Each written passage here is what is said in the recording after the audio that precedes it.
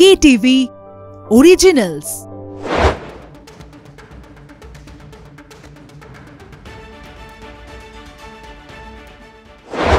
শুরু করছি আজকে স্টেডিয়াম বুলেটিন। আমি জয়জ্যোতি রয়েছি আপনাদের সঙ্গে। আজকে কোনো পোশাকি ইন্ট্রোডাকশন নয়, সবার আগে একটা ক্লিপিং দেখাবো। আগে এই ক্লিপিংটা দেখুন, তারপরে আসছি। আরেকটা প্রশ্ন আমার, যদি হার্দিক পান্ডিয়া ফেরত আসেন গুজরাট টাইটান্স থেকে, আমার ধারণা তিনি ক্যাপ্টেন্সি করবেন মুম্বাই ইন্ডিয়ান্সের, সেক্ষেত্রে রোহিত শর্মা কি তার আন্ডারে খেলবেন, না অপ্রত্যাশিতভাবে অন্য কোনো ফ্র্যাঞ্চাইজি, দিল্লি ক্যাপিটালস জাতীয় কেউ রোহিত শর্মাকে অফার দেবে যে আপনি আসুন মুম্বাইয়ের সঙ্গে কথা বলে আপনি আমাদের ক্যাপ্টেন্সি করুন। আমি জানি না সেটা আদৌ পসিবল কিনা, কিন্তু রোহিত শর্মা কি তাহলে হার্দিক পান্ডিয়ার অধীনে খেলবেন? এই প্রশ্নের উত্তরটা আমরা হয়তো আগামী কিছুদিনের মধ্যে পেয়ে যাব। কি বুঝলেন? Stadium bulletin. গতকাল গৌতম ভট্টাচার্য, কলকাতা টিভির যুগ্ম সম্পাদক, তিনি বলেছিলেন যে হার্দিক পান্ডিয়াই ক্যাপ্টেন হতে চলেছে মুম্বাই ইন্ডিয়ান্সের, এবং সেটা আজকে কিন্তু সব থেকে বড় খবর এই মুহূর্তে। আমরা সৌরভ গাঙ্গুলির বাপি বাড়ি যায় দেখেছি, এটা গৌতম ভট্টাচার্যের বাপি বাড়ি যায়। গৌতম দা, স্বাগত। অ্যাকচুয়ালি হার্দিক পান্ডিয়াকে নেওয়া থেকেই বোঝা যাচ্ছিল যে হার্দিক পান্ডিয়াকে নিয়ে পরিকল্পনা আছে। মুম্বাই ইন্ডিয়ান্স এমন একটা ফ্র্যাঞ্চাইজি যারা একদম কি বলবো, নির্দয় শব্দটা বলবো কিনা আমি জানি না, তারা একদম অনাবেগীভাবে ভবিষ্যতের দিকে এগোয়। রোহিত শর্মার বয়স 35 কি 36, সেখানে তার উপরে আগামী দিনে ইনভেস্ট করাচ্ছে তারা। নতুন করে ফ্র্যাঞ্চাইজিটা হার্দিক পান্ডিয়ার মাধ্যমে গড়ে তুলতে চায়। এবার অ্যাকচুয়াল প্রশ্নটা হচ্ছে যে হার্দিক পান্ডিয়ার আন্ডারে কি রোহিত শর্মা খেলবেন? আরেকটা কথা আমি বলি যে ভারত যদি রোহিত শর্মার আন্ডারে ওয়ার্ল্ড কাপ জিততো তাহলে কিন্তু এই চেঞ্জটা হতো না। তখন কিন্তু মুম্বাই ইন্ডিয়ান্স আমার ধারণা রোহিত শর্মাকেই ক্যাপ্টেন রেখে দিত, কারণ ওয়ার্ল্ড কাপ উইনিং ক্যাপ্টেন যদি তোমার ক্যাপ্টেন হয়, সে ফ্র্যাঞ্চাইজিরও ওটা একটা খুব পজিটিভ জিনিস, এন্ডোর্সমেন্টের ক্ষেত্রে সুবিধে, প্রোফাইলের ক্ষেত্রে সুবিধে। ভারত হেরে যাওয়ার পর তাদের মনে হয়েছে যে আগে থেকেই তারা ভেবেছিল হার্দিক পান্ডিয়াকে আনাটা এই জন্যই যে তাকে ক্যাপ্টেন করে। হার্দিক তো নইলে কেন আসবেন? একজন আইপিএল উইনিং ক্যাপ্টেন, তিনি তো ভাইস ক্যাপ্টেন হতে আসবেন না। তাকে ক্যাপ্টেন্সি এই শর্তেই আনা হয়েছে। এবার $1 মিলিয়ন প্রশ্ন হচ্ছে রোহিত শর্মার কি হবে। আমি যতদূর জানি সৌরভ গঙ্গোপাধ্যায় গত 3-4 মাস ধরে প্রচণ্ড উৎসাহী যে রোহিত শর্মাকে তিনি দিল্লি ক্যাপিটালসের ক্যাপ্টেন হিসেবে দেখতে চান। সরাসরি বললে সৌরভ হয়তো অস্বীকার করবেন, বা হয়তো এখনই কিছু বলবেন না, এড়িয়ে যাবেন। কিন্তু আমি যতদূর জানি যে দিল্লি ক্যাপিটালস চায় রোহিত শর্মাকে ক্যাপ্টেন করতে। একইভাবে অন্য টিমগুলো, তুমি ধরো KKR অলরেডি অ্যানাউন্স করে দিয়েছে শ্রেয়াস আইয়ার, ধোনি চেন্নাইতে। তুমি আশ্চর্য হও না যদি অন্য ফ্র্যাঞ্চাইজিরাও 19 তারিখে এই একটা অ্যারেঞ্জমেন্টে আসেন যে রোহিত শর্মাকে কিভাবে আনা যায়। কারণ রোহিত শর্মাকে আনতে হলে তোমায় ক্যাপ্টেন করে আনতে হবে। আর আবার বলছি যে সৌরভের সঙ্গে রোহিত শর্মার সম্পর্ক খুব ভালো, এবং রোহিত শর্মা, তুমি দেখেছো যে সৌরভ বোর্ড প্রেসিডেন্ট হওয়ার পর রোহিত শর্মাকে তিনি ক্যাপ্টেন করে এনেছেন। T20 ক্রিকেটে রোহিত শর্মার সম্পর্কে সবাই খুব শ্রদ্ধাশীল, এমনকি গৌতম গম্ভীরও। কিন্তু সমস্যা হচ্ছে KKR তাদের ক্যাপ্টেন অ্যানাউন্স করে দিয়েছে। KKR-এর কাছে আছে 32 কোটি টাকা, দিল্লির কাছে আছে 28.95 কোটি, মানে প্রায় 29 কোটি টাকা। আমার ধারণা 19 তারিখে এবার নিলামে মুখ্য আকর্ষণ হতে যাচ্ছেন রোহিত গুরুনাথ শর্মা। আমরা যে নামগুলো 3টে কালকে আলোচনা করেছিলাম, রচিন রবীন্দ্রা, প্যাট কামিন্স আলোচনা করেছিলাম, ট্রাভিস হেড আলোচনা করেছিলাম, কিন্তু আমার কোথাও মনে হচ্ছে যে রোহিত শর্মাকে নিয়ে সবচেয়ে বেশি আলোচনা হবে যে তিনি মুম্বাই ইন্ডিয়ান্সের থেকে যাবেন, না তিনি অন্য কোনো ফ্র্যাঞ্চাইজির অধিনায়ক হিসেবে পাড়ি দেবেন। আবার বলছি, আমি একটু আশ্চর্য হব না যদি দিল্লি ক্যাপিটালস তাকে অধিনায়ক করার জন্য সর্বশক্তি দিয়ে ছাপায়। একেবারে এই মুহূর্তে সবচেয়ে বড় খবর আরও একবার জানিয়ে রাখি, মুম্বাই ইন্ডিয়ান্সের নতুন অধিনায়ক হার্দিক পান্ডিয়া।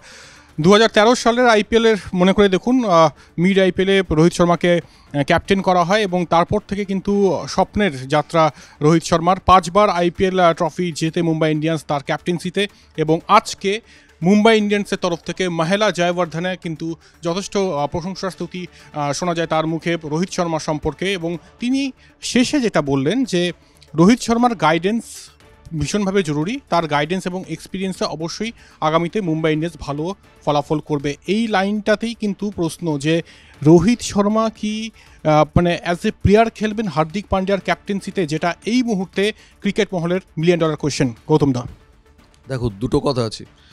মুম্বাই চাইবে রোহিত শর্মাকে রাখতে, এবার রোহিত শর্মা কি চাইবেন? রোহিত শর্মা যদি মনে করেন যে না, আমি T20 ওয়ার্ল্ড কাপে ভারতকে নেতৃত্ব দেব, তার আগে যে ঠিক আগে আইপিএলে আমি যদি আবার একটা অন্য ফ্র্যাঞ্চাইজির ক্যাপ্টেন হই, সেখানে একটা অ্যাডজাস্টমেন্ট আছে, একটা পুরো টিমকে তৈরি করা আছে, করে আমার যে এফার্টটা যাবে মেন্টালি ফিজিক্যালি, তারপর কি আমার ভারতকে টি-20 ওয়ার্ল্ড কাপে নেতৃত্ব দেওয়ার মতো অবস্থা থাকবে?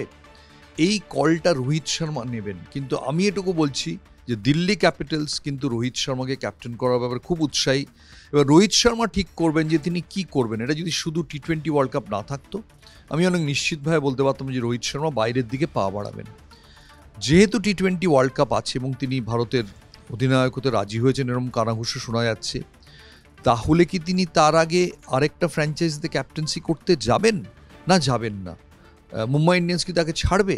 কারণ তার সঙ্গে তো অন্যদের আলোচনা করতে হয় মুম্বাই ইন্ডিয়ান্সের সঙ্গে। তবে রোহিত শর্মা ধরনের প্লেয়ার যদি কোথাও মনে করেন যে বাইরে খেলবেন, তাকে জোর করে কোনো ফ্র্যাঞ্চাইজি আটকাতে পারবে না। খুব ইন্টারেস্টিং হবে এটা দেখার যে আগামী দিনে কি হয়। একেবারেই গৌতম দা অলরেডি গতকাল ধামাকা দিয়েছেন এবং যেটা আজকে আমরা দেখতে পাচ্ছি যে হার্দিক পান্ডিয়া ক্যাপ্টেন হয়েছেন মুম্বাই ইন্ডিয়ান্সের, এবং আরেকটা আভাস কিন্তু গৌতম দা দিয়ে রাখলেন দিল্লি ক্যাপিটালস। আমরা জানি যে সৌরভ গঙ্গোপাধ্যায় কীভাবে ক্যাপ্টেন করেছেন রোহিত শর্মাকে, এবং সেটা তিনি স্বয়ং খোলসা করেছিলেন কলকাতা টিভির এক্সক্লুসিভ ইন্টারভিউতে। গৌতম দাই সেই ইন্টারভিউ নিয়েছিলেন। তাই যদি আগামীতে দিল্লি ক্যাপিটালসের ক্যাপ্টেন হিসেবে রোহিত গুরুনাথ শর্মাকে আমরা দেখি, তাহলে কিন্তু অবাক হবেন না। একই সঙ্গে আমি আবার বলছি যে কলটা ফাইনাল কলটা রোহিত শর্মার, যে তিনি যদি মনে করেন যে আমার কোনো প্রবলেম নেই বা আমি আইপিএল ফ্র্যাঞ্চাইজিতে ক্যাপ্টেন্সি করব, সবচেয়ে বড় কথা টি-20 ওয়ার্ল্ড কাপ তো এবার নয় ক্যাপ্টেন্সি করব, তারপরে তো টি-20 ওয়ার্ল্ড কাপ নেই। রোহিত শর্মা যদি মনে করেন তিনি আরও আইপিএল খেলবেন, সেক্ষেত্রে কিন্তু তিনি আমার ধারণা ফ্র্যাঞ্চাইজি ক্যাপ্টেন হতে রাজি হয়ে যাবেন, যদি মনে করেন আরও আইপিএল খেলবেন। আর যদি তিনি মনে করেন যে না, আমার দেশের হয়ে সাদা বলে কেরিয়ার এবং আইপিএল কেরিয়ার কাছাকাছি সময় শেষ হয়ে যাবে, সেক্ষেত্রে হয়তো তিনি মুম্বাই ইন্ডিয়ান্সে ক্রিকেটার হিসেবে থেকে যাবেন। কিন্তু আমার ধারণা যে তিনি একটা কনফিউজ স্টেটে থাকবেনই, যে যাবেন না থাকবেন, এবং তাকে তার ডান পাটা বাইরে বের করার জন্য বা দুপাটা বাইরে বের করার জন্য অন্য ফ্র্যাঞ্চাইজিরা স্পেশালি দিল্লি উন্মুখ হয়ে থাকবে। একেবারে আরও অনেক নাটক, অনেক চমক কিন্তু বাকি রয়েছে, এবং আইপিএলের আগের আইপিএল মানে 22 গজে তো টি-20 ম্যাচ হবেই, তার বাইরে কিন্তু টি-20 ম্যাচ শুরু হয়ে গিয়েছে ফ্র্যাঞ্চাইজিদের মধ্যে, এবং সৌরভের ফ্র্যাঞ্চাইজি দিল্লি ক্যাপিটালস অবশ্যই কিন্তু চোখ রাখছে রোহিত শর্মার উপর, এইটুকু বলাই যায়। তাই আরও একবার জানিয়ে রাখি যে স্টেডিয়াম বুলেটিনের ক্রেডিবিলিটি কোথায় রয়েছে সেটা আরও একবার স্পষ্ট। বহু ব্রেক করেছে স্টেডিয়াম বুলেটিন, এবং লেটেস্ট ব্রেক গতকাল যেটা গৌতমদা করেছেন সেটা হচ্ছে হার্দিক পান্ডিয়া ক্যাপ্টেন হতে চলেছেন মুম্বাই ইন্ডিয়ান্সের, এবং সেটাতেই কিন্তু শিরমোহর দিল আজ মুম্বাই ইন্ডিয়ান্স। আইপিএল নিয়ে কথা চলছে, তবে এই মুহূর্তে একটু অন্য প্রসঙ্গে আসছি। টি-10 লিগ, আগামী মরশুম থেকে টি-10 লিগ দেখবেন, এবং জয়শা সেটার কিন্তু পুরোধা, এবং বেশ কিছু স্টেক হোল্ডার্স স্পন্সররা কিন্তু আগ্রহ দেখিয়েছে। তাই এটা প্রশ্ন যে ওয়ানডে ক্রিকেট কি তাহলে অবলুপ্তির পথে? মানে আইপিএল তো আমরা জানি যেরকম সময় হয় সেরকম সময় হবে, এবং এটা যেটা টি-10 লিগের কথা বলা হচ্ছে সেটা বছরের শেষের দিকে করার একটা কিন্তু পরিকল্পনা চলছে। গৌতম দা, ওয়ানডে ক্রিকেটের দিন কি শেষ? দেখো, তার চেয়েও বড় প্রশ্ন যে টি-10 যদি হয় তাহলে টি-20 কি হবে? আমার ধারণা ইভেনচুয়ালি ফরম্যাটটা টি-10 হবেই। টি-10 হবে না, ইভেনচুয়ালি যেটা হবে আজ থেকে 5 বছর বাদে, সেটা যে টি-100 হয়ে যাবে। কারণ টি-10 মানে তুমি 60-120 বল। তুমি দেখে নাও ইংল্যান্ডে অলরেডি কিন্তু টি-100 শুরু হয়ে গেছে, অর্থাৎ 50টা করে বল দুটো ইনিংসে। টি-100টা এটা অলরেডি স্পন্সররা তারা অ্যাপ্রুভও করছেন। টি-10 অলরেডি শুরু হয়ে গেছে মিডল ইস্টে, ওয়েস্ট এশিয়ার নানান দেশে টি-10 সেহবাগরা খেলে এসছেন, এবং আমার মনে হয় টি-10টা ভারতীয় বোর্ড বুঝতে পেরেছেন, শুধু জয়শা না, ভারতীয় বোর্ড বুঝতে পেরেছে যে টি-10টাই আগামী দিনের ক্রিকেট। এবং আমি শিওরলি যে টেলিভিশন স্পন্সররা, যারা টেলিভিশন কোম্পানি, তারাও বুঝেছে, চ্যানেলরা, কারণ তাদের থেকেই ম্যাক্সিমাম রেভিনিউ আসে। সেক্ষেত্রে সারা পৃথিবীতে ছড়িয়ে দেওয়ার জন্যে টি-20-র চেয়েও টি-10টা বেশি মানে আকৃষ্ট ফরম্যাট, এবং তাহলে তুমি রিয়েলি ক্রিকেটকে বিশ্বজনীন করতে পারবে যদি তুমি 100 বলস বা 120 বলসে খেলো। অনলি প্রশ্ন হবে যে আইপিএল ফ্র্যাঞ্চাইজিরা কি বলবে। এর ফলে যে 50 ওভার্স ক্রিকেটের মৃত্যু হবে তো আমরা বুঝতেই পারছি, কিন্তু আইপিএল ফ্র্যাঞ্চাইজিদের মনে হতে পারে যে তুমি যদি দুম করে টি-10 চালু করে দাও, তাহলে আমরা আইপিএল থেকে যে টাকাটা তুলি সেটা না কোনো অংশে ক্ষতিগ্রস্ত হয়। ইম্পর্ট্যান্ট হবে যে বোর্ডের সঙ্গে ফ্র্যাঞ্চাইজিদের ডায়ালগটা কি হচ্ছে, কারণ ফ্র্যাঞ্চাইজিদের বাদ দিয়ে করা ডিফিকাল্ট। তাহলে কি তুমি টি10-এর জন্য ফ্র্যাঞ্চাইজিদের আলাদা টেন্ডার দেবে? তার মানে এই যে ফ্র্যাঞ্চাইজি তারা অটোমেটিক্যালি কোয়ালিফাই করবে না, নিশ্চয়ই বোর্ড আবার ওপেন টেন্ডার করবে, সেখানে অন্য ফ্র্যাঞ্চাইজিরা আসবেন। এবার ধরা যাক KKR বলল যে আমি টি20 খেলবো, টি10 খেলবো না, তখন এই টি10-এর জনপ্রিয়তা তো টি20-কে এফেক্ট করবে, তার স্পন্সরশিপকে এফেক্ট করবে। তো ফ্র্যাঞ্চাইজিদের সঙ্গে বোর্ডের ডায়ালগ কী হবে সেটা খুব ইম্পর্টেন্ট। আমার ধারণা এই খবরটা কোথাও লিক করা হলো এইটা বুঝতে, এটা একটা ফিলার যে ফ্র্যাঞ্চাইজিদের কাছে জানার চেষ্টা হচ্ছে যে এবার ফ্র্যাঞ্চাইজিদের মনোভাবটা কী, ফ্র্যাঞ্চাইজিরা কি বলেন, কিভাবে রিয়্যাক্ট করেন এই খবরটাতে, সেই অনুযায়ী হয়তো ভারতীয় বোর্ড পদক্ষেপ ঠিক করবে। এরকম কি কোনো সম্ভাবনা রয়েছে যে ফ্র্যাঞ্চাইজিরা IPL অংশ নেয় তারাই টি10 লিগে খেললো সেই সময়টা? না, সেটাই তো আমি জিজ্ঞেস করছি, সেটা তো হতে পারে না। এটা যদি আলাদা টুর্নামেন্ট হয় তোমাকে আবার আলাদা ওপেন টেন্ডার ডাকতে হবে প্রত্যেকটা ফ্র্যাঞ্চাইজিকে। অর্থাৎ আমি বলতে পারি যে আমার টি20 খেলার ইচ্ছে নেই বা আমার টি20 খেলার টাকা নেই, কিন্তু আমি টি10 খেলতে চাই, তো তুমি আমাকে আটকাবে কি করে? তুমি তো আনফেয়ার রেস্ট্রিকশনস হয়ে যাবে, যে আমার ট্রেডের ওপর তুমি আনফেয়ার রেস্ট্রিকশনস আনছো, যে আমি টি10 খেলতে চাই, আমি টি20 খেলতে চাই না, তুমি তো আমায় অ্যাপ্লাই করতে দিচ্ছ না। শিওরলি অনেকে অ্যাপ্লাই করবেন, যখনই অ্যাপ্লাই করবেন এই ফ্র্যাঞ্চাইজিরা যে অটোমেটিক্যালি পাবেন কোনো নিশ্চয়তা নেই, তখনই একটা সমস্যা দেখা দেবে একেবারেই। এবং মানে শর্টার ফরম্যাট অফ ক্রিকেটের দিকেই কিন্তু প্রত্যেকের ফোকাস, এবং যেটা গৌতমদা বললেন আগামীতে যদি 100ও দেখি টি100 অবাক হওয়ার কিন্তু কিচ্ছু থাকবে না। তবে টি10-এর দিকে আপাতত BCCI কিন্তু নজর দিচ্ছে, তাই কি হয় কোন দিকে যায় পুরো সব আপডেট কিন্তু আপনারা পাবেন স্টেডিয়াম বুলেটিনে। 2031-এ একটা নৌকো সদৃশ স্টেডিয়াম করেছে বাংলাদেশ, যেখানে 2031 ওয়ার্ল্ড কাপের উদ্বোধনী অনুষ্ঠান হবে। আমার ধারণা ওই 2031টাই শেষ ওয়ানডে বিশ্বকাপ হবে। এটাও বড় স্টেটমেন্ট, 2031-এ শেষ ওয়ানডে বিশ্বকাপ। 1975-এ শুরু হয়েছিল এবং 31-এ কি জবনিকা টানবে, দেখা যাক জবনিকার পতন হয় কিনা। তবে এবারে আরেকটু অন্য প্রসঙ্গে আসি। জার্সি নাম্বার 7, নতুন করে বলার কিছু নেই কার জার্সি এটা, তবে এই জার্সি নাম্বার 7 পরে আর কোনো ভারতীয় ক্রিকেটারকে আপনারা দেখবেন না। তার একটাই কারণ, যিনি এই জার্সিটি পরতেন তাকে ট্রিবিউট বলা যেতে পারে BCCI-এর তরফ থেকে, এবং যার ফলস্বরূপ এই জার্সি আর কাউকে পরতে দেখা যাবে না। ঠিক যেমন জার্সি নাম্বার 10 কাউকে পরতে দেখা যায় না, একই রকমভাবে মহেন্দ্র সিং ধোনিকেও কিন্তু ট্রিবিউট BCCI-এর। গৌতমদা, দেখো এটা ভারতীয় বোর্ডের থেকে বিরাট সম্মান, কিন্তু এটা এভাবে আটকে রাখা খুব ডিফিকাল্ট। আজকে বিরাট কোহলি যদি বলেন যে আমি 10 নম্বর জার্সি পরবো, আমি কথার কথা বলছি, বিরাট কোহলি তো 10 নম্বর জার্সি পরেন না, তাহলে তুমি কিভাবে তুমি এক একটা লোকের এক একটা জার্সির প্রতি ফ্যাসিনেশন থাকে, আর তারা যদি সেরকম ইম্পর্টেন্ট হয়ে যান, লায়নেল মেসিকে তুমি কি দিয়েগো মারাদোনার পর জার্সি থেকে আটকাতে পেরেছো? সো এটা হয়তো বোর্ডের দিক থেকে ট্রিবিউট, বাট আমি জানি না, এটা আমার মনে হয় এতে রোম্যান্টিসিজম যতটা আছে হয়তো প্র্যাকটিক্যালিটি ততটা নেই। কারণ আমি পরের দিনে দেখা গেল যে আমি ভারতের উইকেট কিপার, আমি মহেন্দ্র সিং ধোনির মতোই ইম্পর্টেন্ট হয়ে গেছি, সেখানে আমি বললাম 7 নম্বর পড়তে, তুমি আমায় কেন 7 নম্বর পড়তে দেবে না? মোহনবাগানের 16 নম্বর জার্সি একটা সময় সুব্রত ভট্টাচার্যের জন্য সংরক্ষিত করো যে আর কেউ পড়বে না, কিন্তু একটা সময় গিয়ে হয়তো কেউ আর সুব্রত ভট্টাচার্য হলো না, কিন্তু 16 নম্বরটা তো পড়লো, তুমি কতদিন আটকে রাখবে? একেবারেই ধোনিকে নিয়ে আলোচনা হচ্ছে এবং অবশ্যই ধোনিকে নিয়েই আছি। তবে এবার একটু বিতর্কিত বিষয়ে যাব, সেটা হচ্ছে যে 2013 IPL কথা মনে করে দেখুন। সেই সময় এক IPS অফিসার সম্পত কুমার, তিনি ধোনির বিরুদ্ধে কিন্তু একটা অভিযোগ এনেছিলেন ম্যাচ ফিক্সিং এবং বেটিংয়ের, এবং তারপর সেটা কিন্তু অনেক দূর জল গড়ায়, এবং আজকে সেই সম্পত কুমারকে কিন্তু কারাদণ্ডের নির্দেশ দিয়েছে। যদিও 1 মাসের স্টে অর্ডার রয়েছে, তিনি পাল্টা অ্যাপিল করতে পারেন, তবে সব মিলিয়ে এই মুহূর্তে হাওয়া গরম। গৌতমদা, মহেন্দ্র সিং ধোনি এমন একজন মানুষ যিনি এইসব ব্যাপারে ভীষণ স্ট্রিক্ট, একদম ভীষণ রুক্ষ, মানে তিনি শেষ দিকে ছাড়বেন, তার ক্রেডিবিলিটির ওপর একটা ছায়া এসেছে।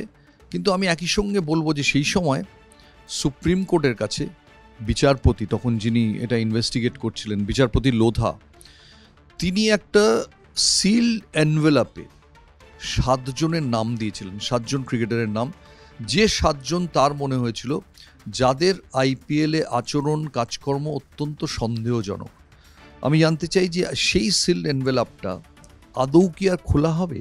কেউ কি ভারতীয় ক্রিকেট জনগণ যারা এই খেলাটাকে এত জনপ্রিয় করেছেন, তাদের তো জানার অধিকার আছে যে ওই সিল এনভেলাপে কার কার নাম আছে।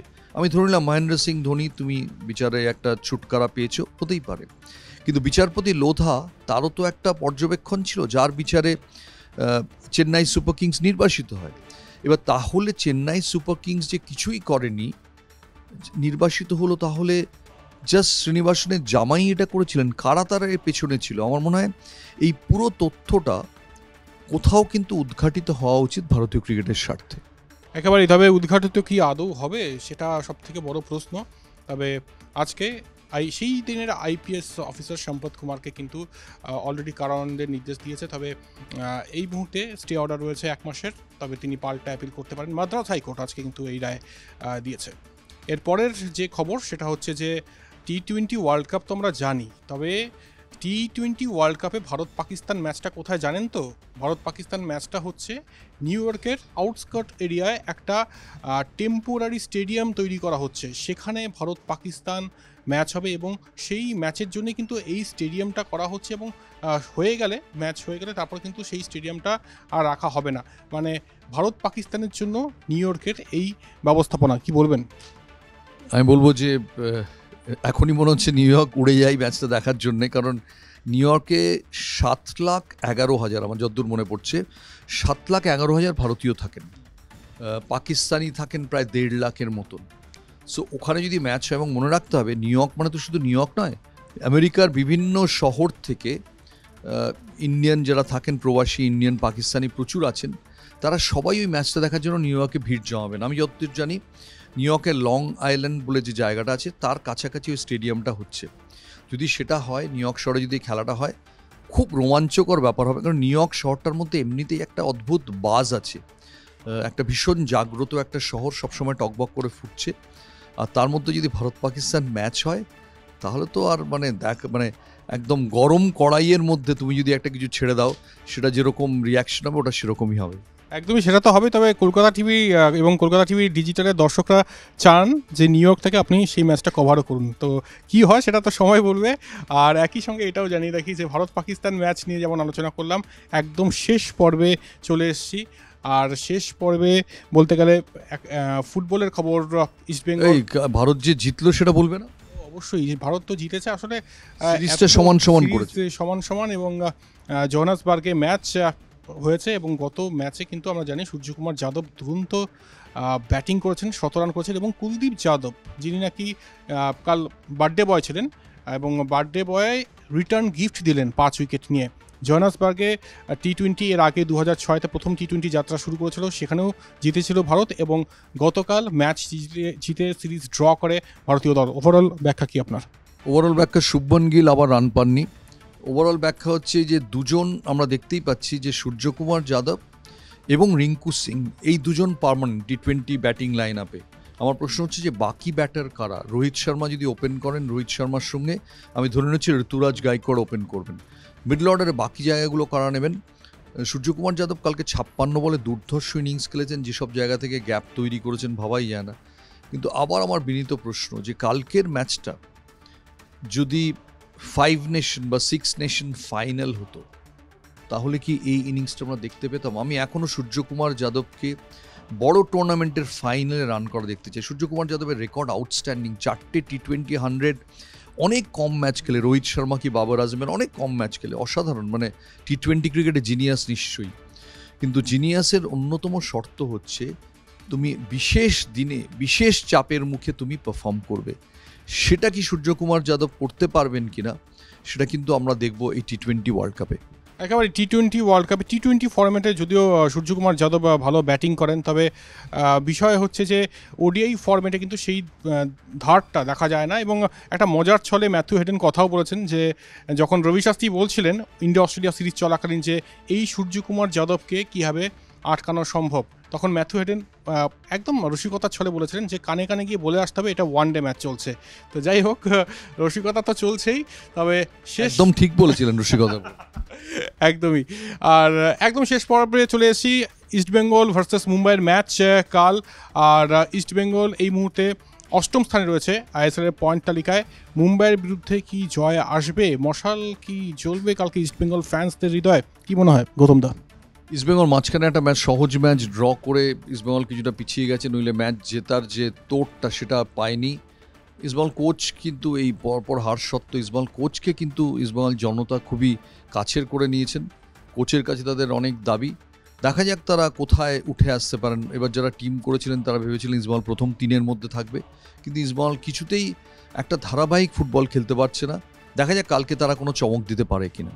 একেবারেই কার্লেস কোদ্রাত অবশ্যই আশাবাদী। দেখা যাক কালকে সেই কার্লেস কোরাস আরও একবার শোনা যায় কিনা এবং ইস্টবেঙ্গল জেতে কিনা, নজর থাকবে সেদিকেও। অনেকগুলোই খবর নিয়ে আলোচনা করলাম এবং সব থেকে বড় খবর যেটা হার্দিক পান্ডিয়ার ক্যাপ্টেন হওয়া মুম্বাই ইন্ডিয়ান্স, যেটা গতকাল স্টেডিয়াম বুলেটিনে গৌতম দা ব্রেক করেছিলেন এবং সেটাই কিন্তু আজ হলো। তাই স্টেডিয়াম বুলেটিন আপনাদের দেখতেই হবে, কারণ সব খবর, বেশিরভাগ খবর ব্রেক এখানেই হয়। এটার অতীত ইতিহাস রয়েছে স্টেডিয়াম বুলেটিনের এবং এইভাবেই কিন্তু এগিয়ে যাবে স্টেডিয়াম বুলেটিন। তাই এখানেই শেষ করছি আজকে।